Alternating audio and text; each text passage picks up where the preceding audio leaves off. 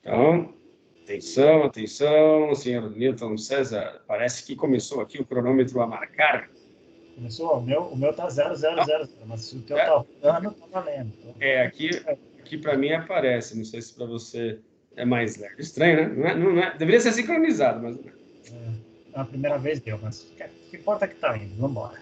Vamos lá, então, né? Deixa eu só ter um reflexo aqui. O que é isso? Dá na minha tela agora. Parece que eu tirei aqui, enfim. Se eu movo para cá, muda esse reflexo. Aparece um raio assim, bem na minha cabeça, assim, o reflexo da luz. Mas vamos lá, então. Mais um episódio de Contatos Insólitos. Esse aqui é de número 147. E o título do tema de hoje é o Big Bang Mental. Bom, enfim, né, explicar de onde veio essa ideia. Estou tentando ler, na verdade, né, cara, que as leituras... Cara, eu tava vendo outro dia, é desesperador, cara. Eu tô com 10 livros abertos, assim, que comecei a ler e não consegui terminar. Esse é um deles, tá? Que é um livro do Bernardo Kastrup, que se chama Modern Allegory. Eu não sei se esse título tem no Brasil, tá? Seria mais do que uma alegoria, mas eu não sei. Eu leio em inglês, então não faço ideia. Eu já vou direto na fonte e vou direto do que se trata. Bom, o livro, em outras palavras, fala sobre o valor dos mitos, né? O valor dos mitos, principalmente os mitos religiosos, né? Eu estou no meio do caminho, não sei qual vai ser a conclusão, estou lendo ainda, mas em determinado momento do livro ele fala a respeito, né, de outros tipos de mitos que a gente não para pensar a respeito. Quando a gente fala em mito, geralmente vem um mito religioso, né? A primeira coisa que vem à mente, mas existem outros mitos, né? E ele vai falando a respeito disso. E um dos mitos é justamente a nossa ideia de descrições a respeito da realidade estarem embasadas em acontecimentos empíricos, né? E a ciência criar a partir daí histórias, né? Ou narrativas que tentam dar conta daquelas evidências e ele dizia, o argumentar no livro, né? Lógico, tem uma sequência lógica que ele vai explorando ao longo do livro, de que isso também se trata de um mito, né? Um mito diferente, né? Não é um mito religioso, mas também seria um mito. E aí ele faz uma ponte interessante entre o mito do Big Bang, por exemplo, né? Ou que ele chama também, às vezes ele chama isso de uma... não é uma interpretação conveniente, mas agora esqueci o termo exato que ele usa, então vou ser incoerente se eu usar um termo errado aqui. Mas seria algo assim, uma história conveniente, não necessariamente a verdade absoluta, entendeu? Então, o Big Bang, ele interpreta dessa maneira. Não é essa palavra, agora não me vem. Se ao longo do episódio eu lembrar, eu retorno a esse ponto e corrijo. Mas, então, ele explica justamente essa ideia do Big Bang ser essa coisa maluca, né, de uma grande explosão primordial que surgiu do nada, né? Ou seja, de uma singularidade que é uma configuração muito bizarra da realidade, onde não havia tempo, onde não havia gravidade, né? Onde não havia espaço, não havia nada.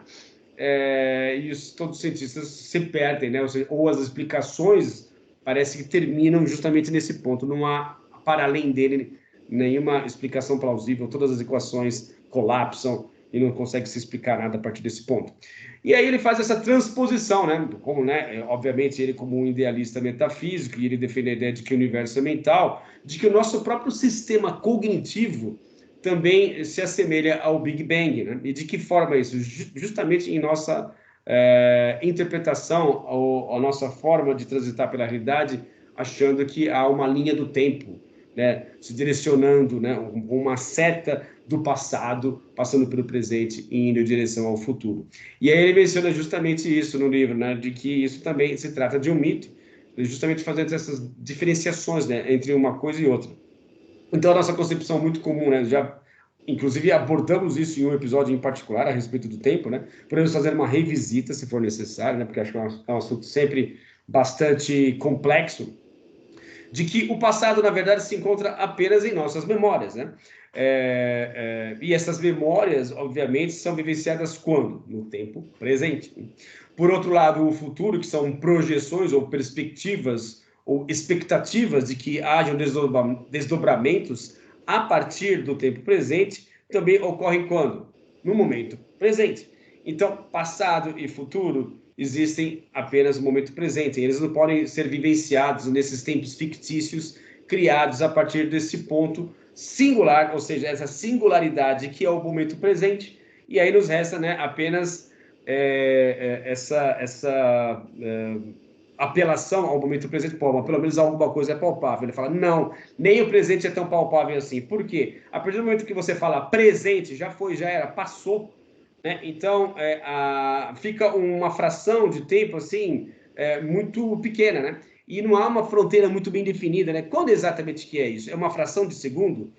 Milésimos de segundo? O que seria esse presente, afinal de contas, né? Então, para ele também, ele interpreta, pelo menos dessa forma, né, como uma outra singularidade, uma singularidade cognitiva, e de que nós utilizamos desses meios, né, essa interpretação de entender o tempo como algo linear, né, saindo do passado e se direcionando ao futuro, como um artifício do nosso aparato sensorial cognitivo para transitar pela realidade, e não necessariamente algo que está lá, de fato, na realidade externa, de maneira objetiva, fora de nossa consciência ou fora de nossa mente. Então, ele faz essas comparações muito interessantes entre o Big Bang cosmológico e o Big Bang mental. A gente teve até um outro episódio também falando a respeito dessas similaridades entre o universo, a topologia do universo com o cérebro de mamíferos, né? Também é uma coisa bastante interessante. Mas então, seria mais ou menos por aí. Não há uma conclusão, porque, obviamente, essa metáfora ele usou no meio do caminho. Eu não cheguei a ler o livro todo, mas eu acho que daria uma boa discussão. Então, eu passei para você o texto, você leu, você topou, como sempre, então eu já passo para você fazer as suas primeiras considerações. Como o assunto é insólito, vale a pena. Então, não precisa nem pensar duas vezes. Tem que ir embora. É tão fascinante isso, a introdução está muito boa. Uma daquelas que recomenda-se que as pessoas vejam de novo, que é bem legal. Estava te ouvindo aqui, olha só como são as coisas. Há semanas, se não meses, porque eu já estou perdendo um pouco a referência, o telescópio James Webb achou 6 galáxias, se não me engano, que não deveriam existir. Logo depois do Big Bang. Elas não deveriam existir. Elas são muito maiores, têm muito mais massa do que, por exemplo, a Via Láctea, e não deveria ser assim. Deveria ser uma coisa progressiva. E cientista de renome, o Michio Kaku, acho que ele fez vários vídeos dizendo: nós vamos ter que reescrever os livros didáticos, porque está tudo errado, que é fascinante. A gente chegou a comentar outro dia que também alguns dados indicavam que não são 13,6 bilhões de anos, mas 26 bilhões de anos do universo, então temos que voltar a tudo. Em outras palavras, estamos sempre avançando, que é muito legal, reforçando o que o Rupert Sheldrake fala. Um dos grandes problemas da ciência é quando ela se comporta como uma religião dogmática e fundamentalista, com seus dogmas, porque ela tem que estar preparada para estar sempre mudando, e é muito fácil falar que eu aceito mudança de paradigma, mas parece que é mais difícil aceitar. Mas, enfim, esse é um aspecto. Voltando para nós, é fascinante. Eu me lembrei do nosso papo sobre tempo, e é isso mesmo. Só existe perdidamente esse presente, mas já foi. A gente também chegou a comentar do axioma de Zenão, se não me engano, aquele filósofo que disse quantos intervalos existem entre o 0 e 1.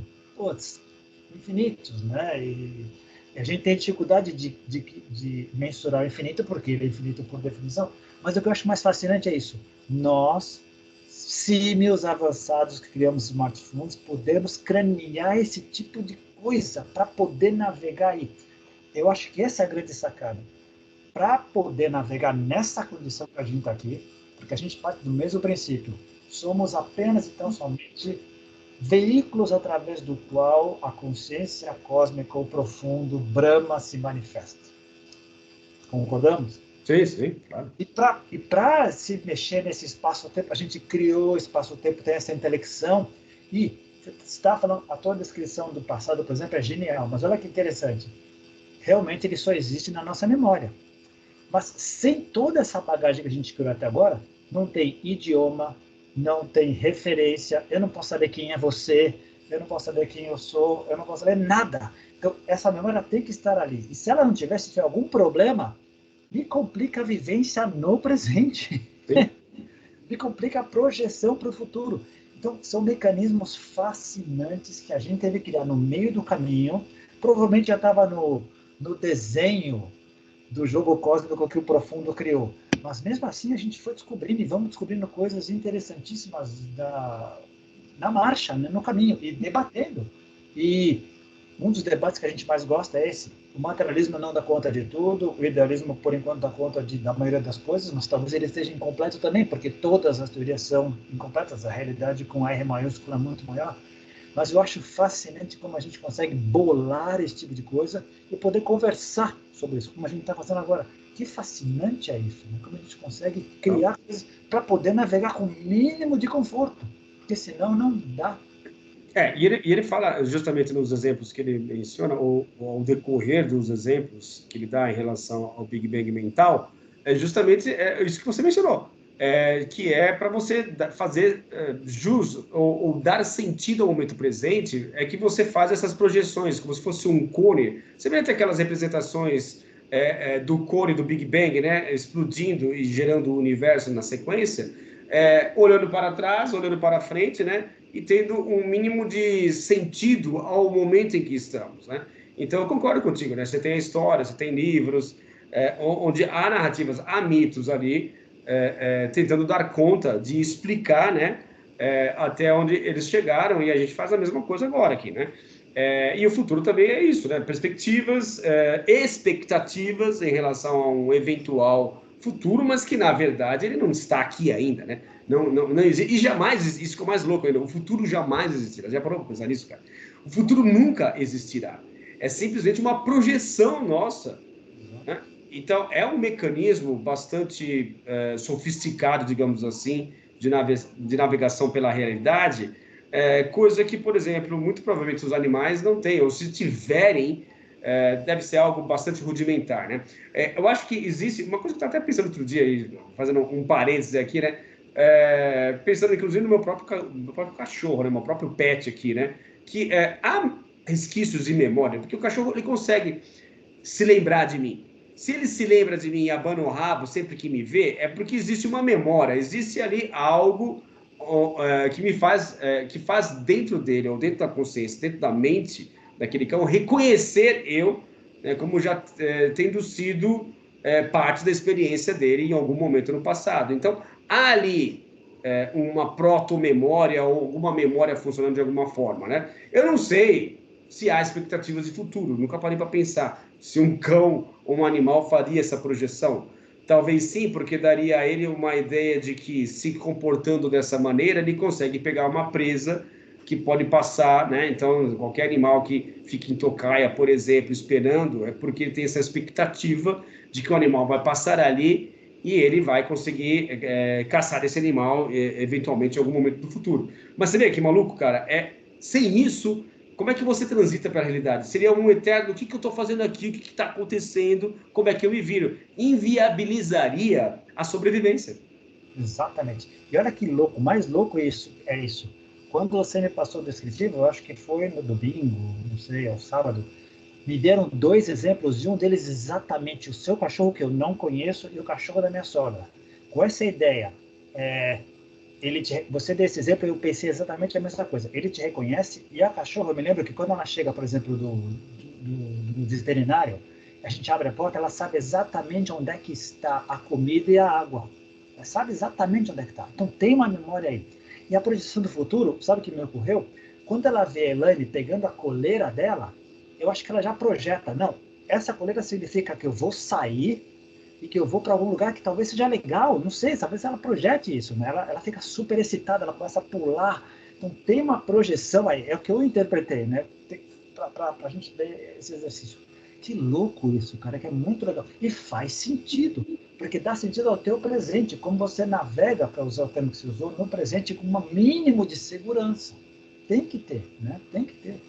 E a gente é muito mais sofisticado, a gente consegue escrever, então a gente consegue acumular um conhecimento muito maior, de milênios, a gente consegue escolher que perspectivas pode olhar, porque a gente já descobriu que são várias perspectivas. Cai na armadilha aquele que acha que a sua perspectiva é a única válida, a maioria de nós.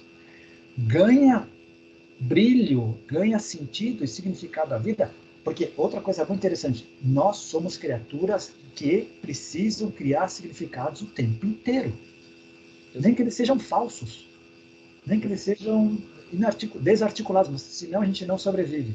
Mas aqueles de nós que conseguem assimilar o máximo possível de perspectivas, roçam melhor essa realidade, navegam melhor por isso. E talvez sofram menos, talvez se desfrutem mais desse passeio que a gente está fazendo. Eu concordo. E talvez uma coisa que eu coloco até no descritivo, né, e talvez a gente já consiga, a partir desse ponto, falar a respeito, caramba, se ele menciona, ele não, né, a própria ciência diz que há esse ponto de singularidade a partir do qual o universo inteiro surgiu, e se ele interpretou o momento presente como também um tipo de singularidade, o que estaria por trás desta singularidade, né, cara? Que é uma coisa muito maluca. A ciência joga a toalha, né, dizendo que não dá para saber. Mas a gente, né, como ousados que somos, né, podemos especular se de repente, cara, não haveria justamente essa necessidade de dissociar, né, de sair do plano da completa associação e completa não diferenciação para um processo onde eu vou voluntariamente me diferenciar, porque somente assim eu terei a capacidade de aprender. Ou seja, ao criar a relação entre sujeito e objeto, na relação dessas duas instâncias, é possível que no meio eu consiga aprender. Então, a singularidade seria justamente uma forma de você sair do campo indiferenciado e adentrar no campo da diferenciação, onde necessariamente você teria que vivenciar o quê? Espaço-tempo. Então, especulação pura, mas, sei lá. Aqui. É legal. Eu acho que é por aí. A ciência, a rigor, as ciências naturais, como diria o grande Isaac Newton, nos princípios naturais de ciência natural, física, só dá conta do que é fisiosfera, inorgânico, nada de vida. Big Bang, explosão, galáxias e tal. Entrou a vida na jogada, ela não apita mais. Entra a biologia, são outras mecânicas, outras leis. Entrou a mente na jogada, a biologia já não aguenta, já tem que ser a noosfera, é outra coisa. E tem gente que para por aí, acho que o Bernardo Castro para por aí, já a noosfera engloba tudo. Tem gente que ainda inclui a teosfera, onde viria o espírito profundo, onde a gente acha que tem essa singularidade. Eu acho que a singularidade para nós seria onde estaria o profundo, a consciência cósmica, onde não existe espaço-tempo, onde não existe nada disso, onde é o não dual. O que o pessoal, não sei se é tibetano ou o sânscrito, é o net-net. Não é isso nem aquilo, é um só. E aí volta a grande cadeia do ser, começa a se desmembrar, chega até nós. O mais louco é, a gente consegue cranear isso, pensar nisso, e muitos dos místicos com M maiúsculo experimentam isso. O que é mais interessante. Legal. Isso é que é mais legal. Aquela ideia que o pessoal da teoria integral diz, né? Como obter conhecimento genuíno? Os 3 passos. Primeiro, crie uma injunção, uma série de passos.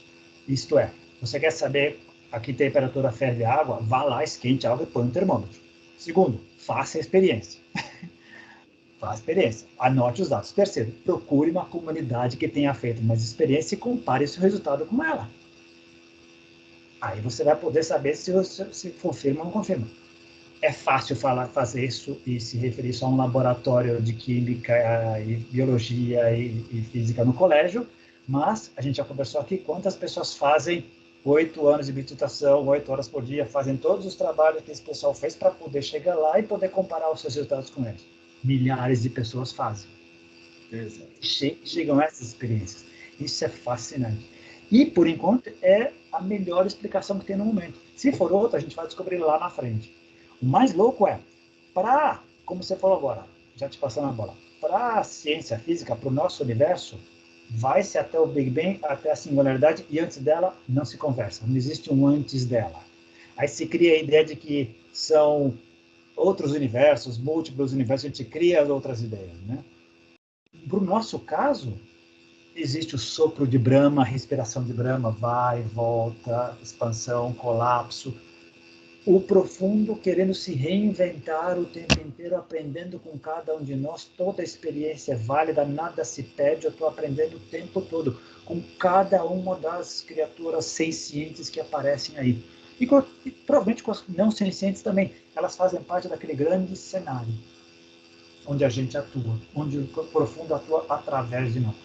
É genial, é genial. Para esse ponto da singularidade em si, o Bernard Kastrup ele não avança muito. Bom, ele não menciona a respeito da singularidade cósmica, mas a singularidade mental. Mas há uma entrevista que eu lembro dele mencionando, inclusive foi essa entrevista que me fez eu comprar esse livro mais do que uma alegoria, porque ele fala, meu livro, mais que uma alegoria, eu exploro esse assunto melhor. E eu falei, então vou ser obrigado a comprar. Mas é justamente ele enfatizar na entrevista, assim, por um período longo de tempo, o quão maluca é essa ideia de que como que do nada surge tudo. Como que do nada surge tudo, tanto no aspecto mental, né, cognitivo, de interpretação do mundo, assim como no aspecto cosmológico, né? Como é que do nada surge tudo, né? E ele fala que é aí que está o grande pulo do gato, né? E eu concordo com você que há filosofias perenes que possuem uma longa tradição de experimentação do não dual, né? Ou nem isso nem aquilo, como você acabou de mencionar, né? Que acaba nos levando, ou nos passando, pelo menos, a ideia, porque se a gente não experimenta, né? Uma coisa é você ter um entendimento intelectual de alguma coisa, outra coisa é você ter um entendimento, não é sensitivo que eu ia falar, sensorial, digamos, né? Ou entendimento por experimentação, né? Que é completamente diferente. Mas ele menciona justamente isso, né? De que aí está o grande pulo do gato, e em certas experiências que eu li em outro livro dele, que é Brief Peaks Beyond, é o nome desse outro livro, onde ele menciona as suas experiências com substâncias psicodélicas, que ele passou por um processo de experimentação e de catalogação das experiências dele, e ele juntou tudo isso no livro. Ele menciona justamente experiências onde ele via engrenagens surgindo do nada e montando uma estrutura muito semelhante a fractais que davam formato ao universo. Mas foi uma experiência visceral, né? Ele passou por essa experiência consciencial, né? Através do uso de psilocibina, se eu não me engano, foi o que ele utilizou. E aí ele faz esse link justamente com essa experiência de que isso talvez fosse justamente, né, a ideia do todo não diferenciado, a partir desse momento, percebendo que se diferenciando ele poderia criar coisas. Né? Muito fascinante. Muito legal. Lembrando que são milhões, não sei se chega a bilhões, mas são milhões de pessoas que têm experiências transpessoais. Isso está catalogado e tal, e isso vai ter um efeito no nosso conhecimento humanitário. Agora também, outra coisa que você falou que me lembrou agora, eu não vou me lembrar qual dos filósofos foi. Acho que foi Leibniz, que acho que teria dito o seguinte: o estranho não é isso aqui existir, o estranho é que não deveria existir nada. O normal seria não existir nada. Isso aqui é um absurdo, né? E a gente já conversou sobre isso. Recapitulamos e reafirmamos o que a própria ciência diz. Deveria ser uma grande entropia, não deveria haver galáxias formadas, planetas bonitinhos. Nós, a quintessência da organização, um cérebro como o nosso é mais complexo do que o entendimento do universo. Você que vai começar a estudar neurociência agora, você vai ver, a gente está cada vez descobrindo cada vez mais coisas, é fascinante isso, né? Sabemos mais do universo fora do que dentro. De novo, a parte dentro, nossa, são universos à parte. Nós mesmos, uma das coisas interessantes que você falou, me deu um gancho agora, é a ideia de o objeto se torna um sujeito de uma pessoa mais avançada. Exemplo, o Márcio Cruz hoje olha para o Márcio Cruz com 20 anos, ele consegue enxergar como uma testemunha, ele é um objeto de você, você é o sujeito hoje. Daqui a 5 anos, o Márcio Cruz de hoje vai ser objeto daquele Márcio Cruz, ele vai estar mais encorpado, e é sempre assim. Começa a olhar para trás, a gente vai chegar aonde? No não dual. Porque sempre haverá uma testemunha observando, sempre haverá uma testemunha, até o dia que a testemunha seja onde não existe nem observando, nem observado. Exato. Nem testemunha, nem testemunhado. A coisa em si. Né? É muito legal. Fascinante.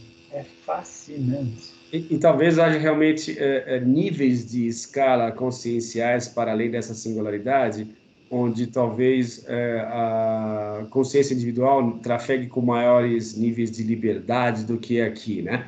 Então, ele menciona também uma parte logo em seguida, que ele teve uma epifania, não, desculpa, minto, né? Foi numa experiência anterior, uma experiência religiosa. Ele estava numa igreja, ele menciona que ele tinha uma mãe católica, ele não teve uma experiência muito próxima com o catolicismo ou o cristianismo, a não ser pela influência de sua mãe, mas nunca foi de frequentar a igreja nem nada.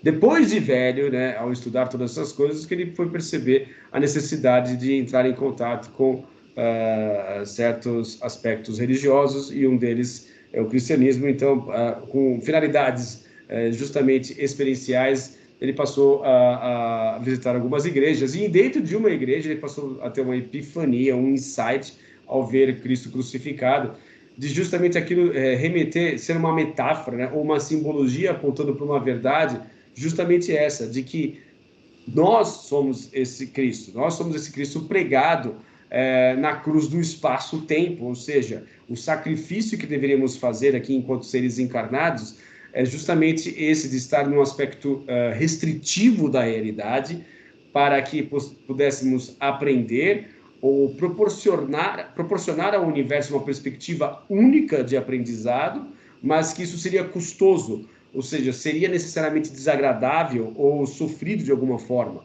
mas seria preciso, seria necessário. Então, isso tudo aconteceu para ele de forma espontânea, ao olhar para ele, não estava simplesmente pensando em nada, mas aí ele faz essas ligações desse aspecto do mito, que é essencialmente um significado para além daquilo que a imagem está mostrando para nós. Então, ele menciona que o valor do mito não pode ser jamais literal, mas simplesmente um valor representativo simbólico, né? Uma seta apontando para uma direção além dele, e de que essa é a importância dos mitos, que a gente acabou esquecendo, né? Acabou colocando para escanteio, e inclusive tendo interpretações pejorativas, né? Avaliando os mitos como histórias sem significado, ou narrativas infantis, de um passado com pessoas completamente incoerentes, ou burras, ignorantes, e é isso que ele menciona no livro. Lógico que, como eu falei para você, estou mais ou menos na metade, para saber o que ele vai concluir a partir desse ponto. Não, muito bom. E outra coisa legal a importância da nossa capacidade de criar simbologia para nos dar sentido à vida, para a gente conseguir navegar minimamente de maneira sã nesse universo. Vamos pegar especificamente o caso de Jesus, que é fundamental para toda a cultura de Greenwich para cá nos últimos 2000 anos. E significa muito pouco de Greenwich para lá. Para lá é um tal de um gordinho, que a gente já acostumou, já falamos, é outra história, que tem outro tipo de simbologia. Mas vamos pegar Jesus para cá. Quem estuda um pouquinho, e eu já falei isso aí, sabe, não dá para confiar nos textos bíblicos, teve muita manipulação, teve muita distorção, uma série de coisas. Não foi com 33 anos, sabe-se que foi um personagem histórico, mas as datas não batem, os milagres não batem, uma série de coisas. Apesar disso, é a figura mais importante individualmente de toda essa civilização ocidental. E mais, permite interpretações como essa que o Bernardo Castro disse, e outras literais, ou outras 70 outras interpretações que as seitas e religiões pentecostais dão, ou quaisquer outras que a gente possa dar, sempre quando faça sentido. Isso é maluco, porque eu sempre fui e continuo sendo um cara muito crítico, mas eu hoje vejo que todas essas camadas são legítimas. Algumas são maiores e mais verdadeiras do que outras. Algumas são muito rasteiras, não dão conta.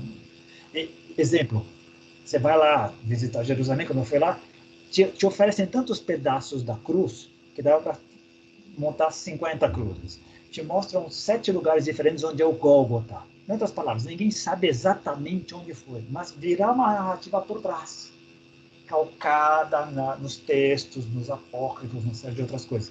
E mais, os espíritas vão dar outra interpretação para os evangelhos, os contatados vão dar outra interpretação para Jesus, pessoas de outras crenças vão dar outra interpretação, todas supostamente legítimas, porque vai ter uma narrativa que vai ter um sentido para eles. E quem é o outro para dizer que não serve? Se a gente está dizendo agora que todas as perspectivas supostamente são válidas, né? E só para botar mais um pouquinho de sal, já te passando a bola, quando Jacques Vallée escreve Passaporte Amazônia, em 1968, e coloca uma série de folclores, histórias de folclores e mitos dentro do fenômeno OVNI, e vem trazendo isso até agora, e diz, o fenômeno OVNI é um folclore acontecendo no momento, e a gente está acompanhando ele, é genial. É genial. Onde o extraterrestre, ao contrário do que a maioria pensa, é uma parte desse folclore, mas tem um monte de outras coisas acontecendo aqui, que faz parte da nossa mitologia acontecendo no momento. A gente está acompanhando, um monte de nós, há décadas, o desenrolar disso. Impressionante, muito legal. Sensacional, concordo com tudo, cara, que você falou. E só um detalhe, na verdade, uma exploração, ou uma abertura, ou um Big Bang, um mini Big Bang a partir daquilo que você mencionou, que é essa ideia da literalidade, separar os mitos ou separar as religiões ao redor do mundo, muitas vezes de forma, inclusive, antagônica, né? Mas uma coisa que ele menciona, não apenas Bernardo Kessler, né? Vamos fazer jus aqui às pessoas que vieram antes dele, né? O Campbell também, antes dele, né? Com toda a sua exploração a respeito dos mitos, também apontava muito, ou batia muito nessa tecla da questão da não literalidade, né? Do aspecto simbólico ou metafórico. Então, esse povo todo diz o seguinte, que se a gente pegar assim as grandes religiões, né, e sair do aspecto literal, porque quanto mais você se prende à literalidade, mais antagônico e contraditório ficam esses mitos, mais sem sentido eles ficam e mais campo para o fundamentalismo você acaba cedendo. Ao passo que, tentando enxergar para além da aparência, para além das essências, né, e tentando entender a essência por trás desses mitos, o que você consegue perceber são padrões em comum. Ou seja, aí sim você consegue falar, mas peraí, então, se eu não sair da literalidade de Jesus, sair da literalidade de Buda, sair da literalidade de, sei lá, Maomé, ou qualquer outro mito indígena, e tentar entender a essência do que eles estão tentando captar, com as palavras da época, ou com o estilo de pensar da época, talvez aí sim, né, essas setas estejam apontando mais ou menos para o mesmo norte, né? Porque ele fala muito da importância de uma verdade sentida, né, que seria mais ou menos o que a intuição nos diz, né, do que uma verdade por meios intelectivos, né? Enquanto que isso é importante. E os mitos, justamente, eles acabam sendo felizes em estar criando essas narrativas, ou essas histórias que apontam para essa direção que se encontra além do óbvio ou além da aparência. Excelente, excelente. Você me fez lembrar duas coisas. Vou transportar o que o Ricardo Gonzalez, contatado, pesquisador, falou sobre o contatismo, o fenômeno do contato, para o que a gente está falando agora. Ele acha que todos os contatados, todos os fenômenos de contato no mundo, sejam individuais ou grupais, são como afluentes e todos esses afluentes vão desembocar no mesmo oceano. São apenas maneiras diferentes de interpretar o mesmo fenômeno, mas como ele é muito grande, não dá para todos podem abarcar ao mesmo tempo, cada um vai pegar a sua linha e todos nós estamos navegando por isso, vamos desembocar lá na frente no mesmo oceano. Basicamente, todos nós somos, todas as linhas de interpretação tendem a desembocar no profundo. Seja ele chamado de Brahma, profundo, tal, alguma consciência cósmica. Jorge Trócoli, meu amigo do Uruguai, que está morando na Itália, chamava do fator I. É isso, é essa inteligência. E outra coisa que me veio agora, uma maneira de tentar interpretar os mitos via Joseph Campbell, como você mencionou. Eu quero mostrar para uma criança a importância de falar, não a verdade, mas de confiar nas pessoas, de confiar na sua história. Deixa eu colocar uma maneira melhor, para ser uma coisa bem infantil. Eu quero mostrar para a criança a ideia de que da importância da confiança na pessoa que você conhece. Eu posso falar isso diretamente para ela, ou eu posso criar uma história chamada Chapeuzinho Vermelho, onde entra um bosque, onde entra um lobo. Cada um desses personagens tem uma representação do que eu quero passar para essa criança. A avó, o caçador, uma série de outras coisas. Imagina isso. Quantas histórias são tão comuns a todos nós, a todas essas infâncias? Os três porquinhos, uma série de outras coisas. Não são essas histórias narrativas mitológicas para que a gente possa passar para a criança? Qual a diferença de uma criança e um adulto? Nível de consciência. Até o dia que, quando ela crescer, ela entenderá isso de uma outra maneira. Não existem monstros debaixo da cama, mas existem perigos. Eu preciso tomar cuidado com algumas coisas. E eu posso eliminar, por exemplo, o perigo quando eu vou lá e confiro. Quando eu olhar debaixo da cama, eu vejo que não tem monstro nenhum, eu relaxo. O que seria essas histórias que a gente conta para as nossas infâncias?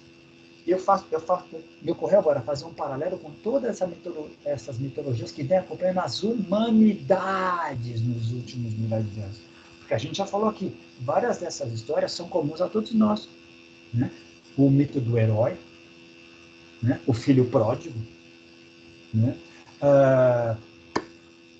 Jocasta, e Édipo, e mãe, filho, relações, maneiras de a gente conseguir entender de maneira mais básica possível. Quando o meu nível de consciência se eleva, eu consigo ir além da literalidade e consigo entender o mecanismo de relacionamento. Porque tudo, no fundo, é relacionamento humano. Concordo. Muito bem colocado, exatamente. Cara, só uma coisa, voltando aqui a um aspecto que eu acho que é importante de fazer uma diferenciação nos comparativos, né? Então, tanto em relação ao Big Bang cosmológico quanto o Big Bang mental, essa diferenciação de que, enquanto que a ciência menciona que provavelmente, né, houve um Big Bang primordial em um passado remotíssimo, que agora, né, os nossos novos cálculos aí estão indicando que talvez sejam 26 bilhões e não 13,8, né, se não me engano, que era até então os dados oficiais. O Big Bang mental ocorre o tempo todo no agora, né? Ou seja, não é um acontecimento remoto no passado longínquo, é simplesmente algo que acontece o tempo todo, né? Big Bangs explodindo o tempo todo no momento presente, em direção ao passado, em direção ao futuro, e esse momento presente sendo essa coisa maluca, né, que parece ser a única coisa que existe, e quando você tenta pegar o momento presente em suas mãos, ele escorre pelos dedos e se esvanece, né? Então, eu acho que é um comentário importante a se fazer, porque está no descritivo e eu acabei me esquecendo, mas acho que é uma maneira de se diferenciar uma coisa da outra também. Muito legal. E tem uma coisa mais fascinante dessa comparação. Enquanto o Big Bang cosmológico ele é único, isto é, toda a humanidade olha para ele, entendemos a teoria ou tentamos explicar a teoria. O Big Bang mental, o Big Bang individual, ele é individual, mas ao mesmo tempo ele é coletivo o tempo inteiro. Só através desse constante renascer e renovar do presente a gente consegue se relacionar. E está acontecendo coletivamente o tempo inteiro. Que loucura isso. Porque você tem um momento presente seu, individual, mas você também tem um momento presente civilizatório. De todas as criaturas sencientes. Então, é justamente isso que eu ainda não consegui entender direito, porque ele está elaborando ainda, mas eu estou com essa expectativa do futuro, de que ele vá abordar isso de uma maneira melhor, de como que a mente individual e a transpessoal estão completamente relacionadas e interligadas, e não há uma fronteira entre uma coisa e outra. E eu estou sentindo que ele vai chegar nisso daí, mas não chegou ainda. Então vamos esperar, vamos aguardar para ver, de repente, no episódio futuro, eu acabe falando sobre isso. Mas o que é legal a gente já aprendeu que no começo do nosso estudo de física básica, não vai dar certo, porque dois corpos não podem ocupar o mesmo lugar no espaço. Mas a gente aprendeu que com ondas, nós estamos tem neutrinos passando por aqui, tem onda eletromagnética, está tudo nesse mesmo presente. Tem várias coisas que a gente não consegue ver, mas estão aqui. Não consegue ouvir, mas estão aqui. Não consegue cheirar, mas estão aqui. E níveis de consciência, por que não? Estão interpretando. Essa é outra sacada muito interessante que a gente não falou essa palavra ainda hoje, que ela é mágica. Campos. Todos campos interrelacionados o tempo inteiro. Campos conscienciais. Isso é uma área que me fascina. Campos conscienciais se mesclando o tempo inteiro. É uma coisa para a qual ele apela o tempo todo ao ser questionado, né? Como é que você fala que o universo é mental, sendo que eu tenho a minha mente aqui, eu não consigo ler a sua própria mente. Então ele apela, tá, então vamos utilizar aqui de um conceito científico completamente difundido e bastante consistente, que são justamente os campos, né? Então a mente seria justamente um campo, a consciência seria um campo, e quanto mais você consegue ampliar o seu nível de consciência, mais longe nesse campo você consegue ir, né? Então, é justamente isso que você está mencionando. Existe o campo eletromagnético do planeta? Existe, nenhuma dúvida. Mas existem pequenos campos eletromagnéticos. Todos nós temos ímãs. Existem vários níveis, estratos, e todos, de alguma maneira, harmonicamente se relacionando. Isso é fascinante. Uma das interpretações dos famosos campos acásicos ou o grande inconsciente coletivo seria um grande campo consciencial ao qual muitos de nós temos acesso periódico, consciente ou inconscientemente. Por que não? Exatamente. E o que não seria usar... Pode falar. Perdão, não esquece que você vai falar. Imagina um campo consciencial que vá extraplanetariamente. Todas as criaturas sencientes do universo fazendo parte desse campo consciencial. Dá para viajar muito. Não, eu quero mencionar que não seriam, por exemplo, os arquétipos, senão padrões de comportamento, porque os padrões, né, como também já mencionamos em outros episódios, eles acabam criando a possibilidade de ritmo, o ritmo cria a possibilidade de hábitos, esses hábitos vão criando a possibilidade de você criar uma sequência de coisas que nos levam à construção e estruturação de modelos organizacionais cada vez mais complexos. Então, assim, o hábito é bastante caracterizado por essa forma ou esse padrão que foi consolidado e ele passa a ter vida própria. Então, o arquétipo, lógico, que Jung menciona aqui, ele é vazio por si mesmo, ele não possui uma substância, mas ele acaba sendo um padrão, né? Um estilo de padrão do próprio universo, uma das formas que o universo possui de se manifestar. Então, cara, é fascinante você pensar que, de repente, os arquétipos poderiam estar, tudo bem, a especulação pura, mas poderiam estar, por exemplo, nesse campo dos arquivos acásicos, onde você, tendo condições de acessar, você passa a perceber esses arquétipos se articulando. Eu intuo que vai mais ou menos por aí. Eu acho que cada pesquisador desses que teve essas epifanias, teve esses grandes insights, deu nomes diferentes para talvez a mesma coisa vista de ângulos diferentes. O que é o grande consciente ou inconsciente coletivo? O que é o grande centro acásico? O que é a grande consciência cósmica do planeta? Talvez essa onde todos nós contribuímos o tempo inteiro com as nossas atitudes, pensamentos e ações, e somos também, não digo bombardeados, mas somos influenciados, consciente ou inconscientemente, por essas informações que estão ali. Mais legal, o tempo inteiro estamos criando outras. Continuamos criando outros tipos de arquétipos agora mais modernos. De novo, acho que já dei esse exemplo aqui. Lá dentro dos símbolozinhos do WhatsApp tem um negocinho lá que todo o planeta interpreta como uma nave interplanetária. Um disco voador, ninguém vai dizer que é um avião terrestre. O desenho do disco voador já é um arquétipo global. Assim como o baixinho cinza lá, já são arquétipos globais. É impressionante. Louco, né, cara? Mas a questão do Big Bang mental, cara, acho que ela passa a ser uma coisa que você percebe que ela é completamente ilusória, mas ao mesmo tempo útil, né? E acaba me passando pela cabeça o quão importante é essa ideia do transcender, mas integrar, né? Então, talvez uma pessoa mais desavisada poderia pensar assim, pô, mas vocês estão sugerindo então que não há utilidade nenhuma em ter essa percepção do espaço-tempo da maneira como nós temos, né? Ou seja, enxergar o passado fluindo com uma seta em direção ao futuro. Não, eu acho que, como nós avaliamos isso, por exemplo, logo no início desse episódio, não me parece ser nem um pouco coerente você viver sem isso, né? Menos aqui, de forma encarnada, né? E talvez, né, essa própria metáfora ou essa epifania que o Bernardo Kastrup teve ao enxergar a cruz, o Jesus pregado na cruz, nos aponte justamente dessa necessidade de não ter outro caminho, de não ser possível você escapar disso, né? Aliás, é possível, né? Se você decide cometer suicídio, por exemplo, você escapa dessa condição. Mas não é nem um pouco aconselhável isso, porque inevitavelmente você vai chegar a descobrir isso em algum momento da sua vida. Então, para que antecipar isso daí e com isso eliminar uma grande quantidade de aprendizados até lá?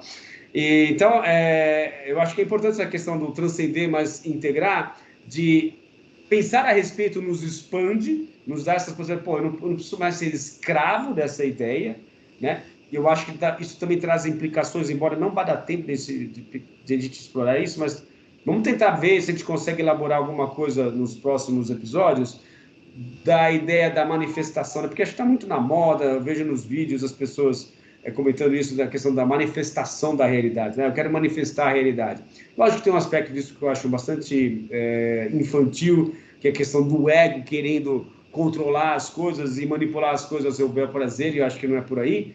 Mas eu acho que, eu suspeito pelo menos, que tendo consciência dessa ideia de tempo, que ela é completamente um mecanismo criado para sobreviver nessas condições, e não uma realidade lá fora que é independente da mente, que é independente da consciência, de que talvez você vivenciar esse momento presente com essa consciência, você realmente, de fato, consiga manifestar certas coisas, obviamente com os limites inerentes à nossa condição aqui, mas não seja de todo assim, não seja totalmente descartável, digamos assim, que no primeiro momento, pelo menos para mim, parecia descartável essa questão da manifestação. Eu desconfio, talvez seja importante elaborar um texto, tentar elaborar melhor essas ideias em algo mais consistente.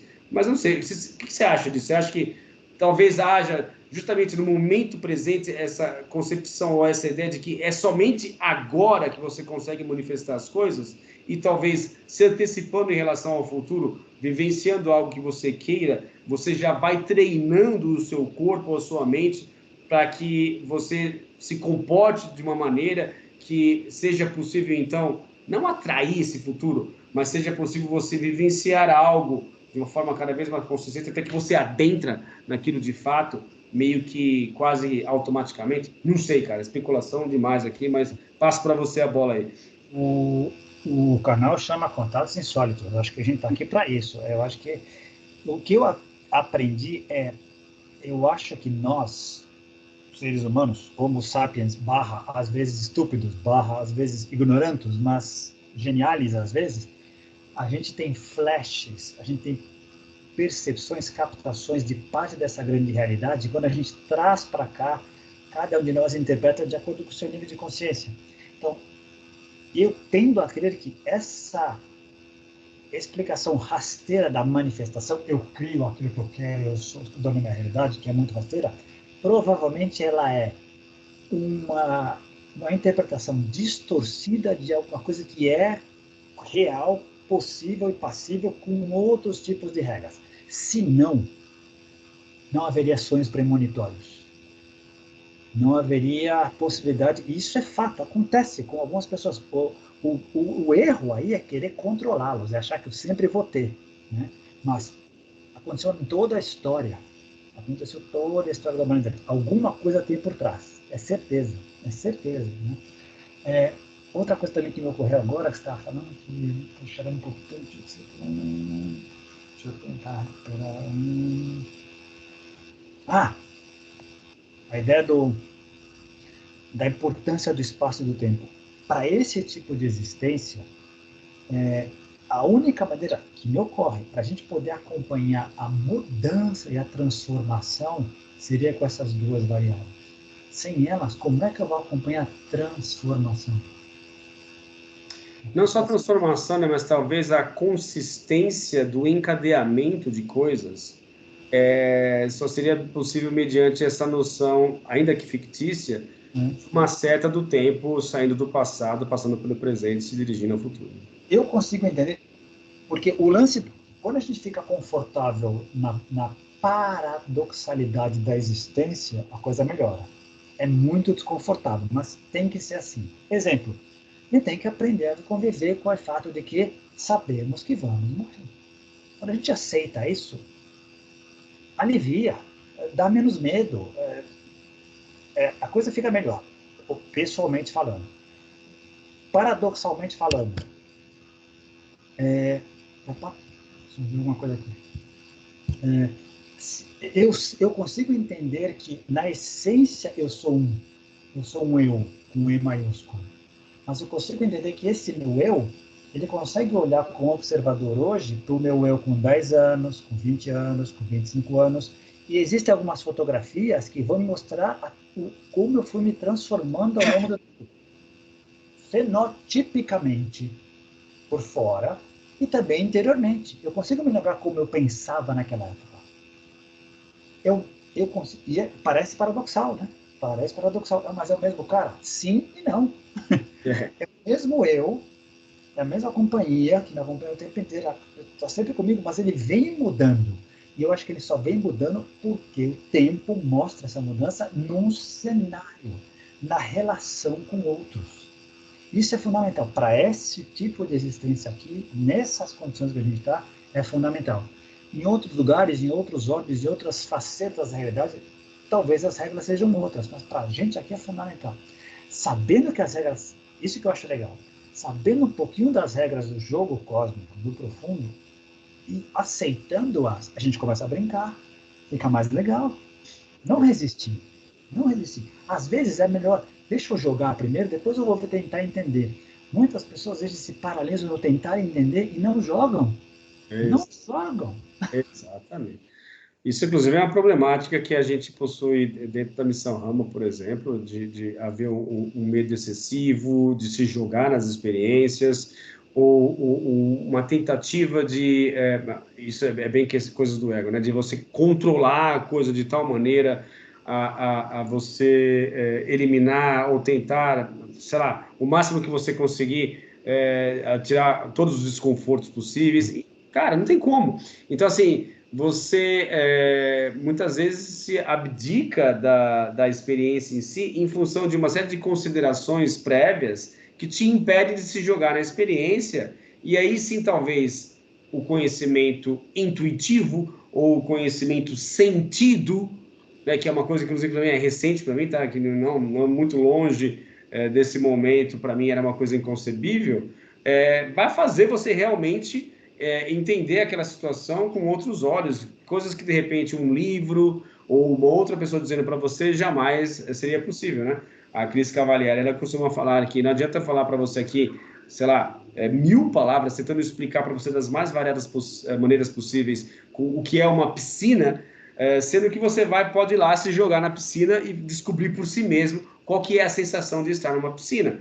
Tudo bem, eu vou conseguir explicar para você direitinho, você vai ter uma noção muito boa, mas vai ser ainda insuficiente frente à sensação de estar mergulhado numa piscina, né? Então, só um adendo aí que me fez lembrar a respeito disso.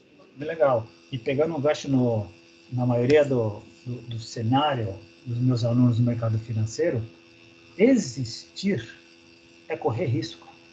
O que a gente pode fazer é colocar esse risco numa margem mais ou menos calculada que nos dê um certo conforto.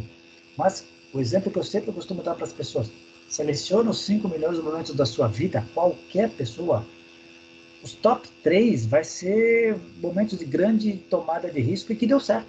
E foi muito legal. E você falou do exemplo do contato extraterrestre dentro do Grupo Zama, por exemplo, mas podemos pegar coisas mais comezinhas. Casar é um risco. Fazer um novo curso universitário é um risco. Entrar num carro é um risco. Nascer é um risco. Respirar o ar. Mas, quando a gente começa a entrar, depois de um certo tempo, vale a pena. Algumas coisas valem muito a pena. A gente depois de que passa o perrengue, dá orgulho das cicatrizes, dá orgulho dos problemas, e as memórias passam a ser As memórias passam a configurar o contexto através do qual você olha aonde você está. O teu presente só tem sentido através de um contexto, inconscientemente no passado. E esse contexto que você mencionou, falando do passado agora, justamente é o que se encontra por trás, não sei de que maneira eu poderia explicar isso, mas é o que se encontra por trás da noção de evolução, cara. Porque justamente essa ideia de um sequenciamento em direção a algo que parece que a natureza quer fazer, ou que a natureza tenha percebido como vantajoso de ser feito, só pode ser feito com essa ideia de algo linear. Por mais que seja ilusório, que ainda isso não abarque todas as nuances possíveis e coisas acontecendo ao mesmo tempo, que por questões de sobrevivência a evolução nos fez enxergar apenas aquilo que fosse garantir a nossa sobrevivência em determinados ecossistemas. Cara, é muito útil essa noção, porque nos dá essa perspectiva, pelo menos do ponto de vista metacognitivo, né? De que a gente consegue enxergar, né, o passado, o presente e o futuro de forma a estarmos evoluindo, melhorando e, sei lá, ampliando os nossos horizontes, né? E um paralelo com relação ao Big Bang cosmológico. Na singularidade estava tudo ali. Depois que houve a explosão, segundos depois, olha onde a gente chegou, 13,8 bilhões de anos depois, ou 26, seja lá o que for. Olha a complexidade, olha a evolução, olha a transformação ao longo do tempo. E isso, por outro lado, também, voltando à questão da epifania de Bernardo Kessler ao ver o Cristo na igreja, pregado na cruz, de que, por mais que possa parecer algo sofrido demais ou triste, a questão do sacrifício faz sentido justamente por isso que você mencionou. Cara, há um sentido por trás. A coisa não é em vão. Pode ser dolorida, pode ser sofrido, mas não é em vão.